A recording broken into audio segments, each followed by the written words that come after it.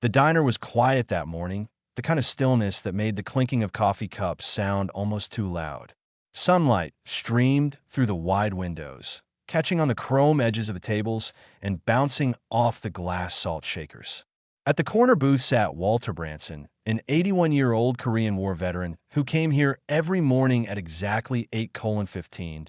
He wore his favorite flannel shirt, faded at the elbows, and a pair of heavy boots that had seen more winters than most men in the room had lived through.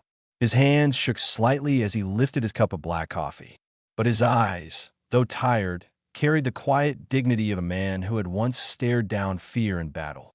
But that quiet morning was shattered in an instant. A younger man, broad-shouldered and mean-eyed, had been arguing with the waitress about his bill. His voice grew louder, his temper hotter, until he turned and noticed Walter watching quietly from his booth. Something about the old man's steady gaze, his calm presence, must have pricked the thug's fragile pride. Before anyone could stop it, he stormed over and struck Walter across the face. The sound echoed through the diner like a gunshot. Cups rattled, people froze, and Walter, his cheek burning red, simply raised his hand to his face, stunned not by the pain, but by the cruelty of it. That if you believe in kindness, in respect for those who came before us, and in the power of second chances, please take a moment to like this video, share it with friends, and subscribe to Kindness Corner. Your support helps spread these powerful stories of humanity. The diner fell into a heavy silence. The waitress, trembling, begged the man to leave while the other customers looked down at their plates, too afraid to intervene. Walter didn't retaliate. He simply sat there, his weathered hand covering the fresh bruise, his eyes staring into the coffee he could no longer taste. He wasn't afraid for himself. He had endured far worse. But his heart ached at the state of the world, at how quickly respect seemed to vanish in the face of arrogance. Minutes turned into an hour. Walter stayed at his booth, partly because his legs felt too heavy to carry him out, and partly because he had nowhere else to be. The diner was his refuge, the place where he was known simply as Mr. Branson, the polite old man who always tipped generously, even when his pension was thin. Now even that sanctuary had been tainted by violence. But then the bell above the diner's door jingled, and in walked a group of men whose very presence shifted the atmosphere. Leather vests stitched with bold insignias, tattoos winding down muscled arms, boots that hit the floor with certainty. They were members of the Hells Angels. At their center walked one taller than the rest, his gray-streaked beard giving him an air of authority. His eyes scanned the room until they landed on Walter. And in that moment, a ripple of recognition passed through the old man's tired expression. The leader of the group was Thomas Branson, Walter's son. The thug who had struck Walter was still in the diner, smugly chatting with a friend near the counter, unaware of what was about to unfold. But Thomas saw the bruise on his father's face instantly, and his jaw clenched. The other bikers noticed, too.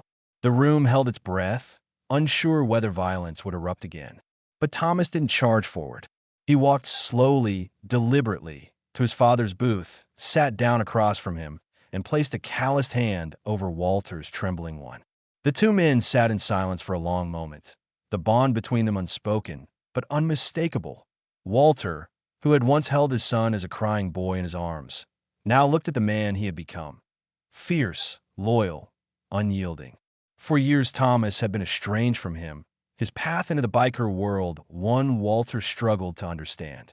But here in this diner, the years of distance didn't matter. Blood did. The thug finally noticed the newcomers and laughed. "What? You need your gang to protect you, old man?" He sneered, standing up and puffing out his chest. The room tensed again, but Thomas remained seated, his gaze steady as stone. The other bikers stood behind him, silent, their presence enough to make even the bravest man reconsider his actions. Then Thomas spoke, his voice low but firm, every syllable dripping with authority. "That man you laid your hand on is my father. He's an 81-year-old veteran who gave more for this country than you ever will. And you thought it was tough to slap him." The thug's grin faltered. Suddenly, the weight of the room pressed down on him. The stares of the customers, the silence of the bikers, the quiet strength of the old man he had struck. Thomas didn't raise his fist. He didn't need to. His words alone carried a force greater than any punch. Slowly, the thug backed away, muttering something under his breath before fleeing out the diner's door. No one followed him. There was no need. His shame would follow him farther than any man could. Walter finally exhaled, the tension leaving his body. For the first time that morning, he allowed himself a small, weary smile. His son had defended him, not with violence, but with loyalty and respect. The bond that had been strained for so many years seemed to heal in that simple act. The waitress brought fresh coffee for the table, her hands still shaking, and quietly thanked Thomas and the others. Around the diner, customers began to murmur, the fear lifting as though sunlight had broken through heavy clouds. Some even approached Walter to offer words of respect, ashamed they hadn't acted sooner. Walter looked at his son, his voice raspy but steady as he said, "I fought battles long ago, Thomas. But nothing compares to the fight of keeping your family close." Thomas nodded, emotion flickering in his tough exterior. For all the years they had drifted apart, this moment had reminded them both of what truly mattered.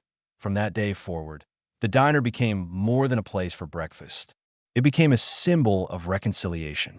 Walter and Thomas would meet there often, sometimes joined by Thomas's biker brothers, who treated the veteran with a reverence he had never asked for, but deeply appreciated.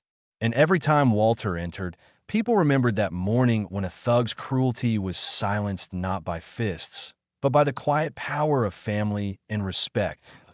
If this story touched your heart, please show your support by liking this video, subscribing to Kindness Corner, and sharing it with others. These stories remind us that no matter how broken the world feels, acts of love and loyalty can mend what's been lost. And before we end, I'd love for you to comment below. Do you believe kindness has the power to heal broken families? Your words might inspire someone who needs hope today. Walter Branson lived out his days with a renewed sense of peace. No longer just the lonely veteran at the corner booth, but a father who found his son again in the unlikeliest of places. And to everyone who witnessed it, that diner became a reminder that even in the face of cruelty, respect, loyalty, and love will always carry the greatest strength.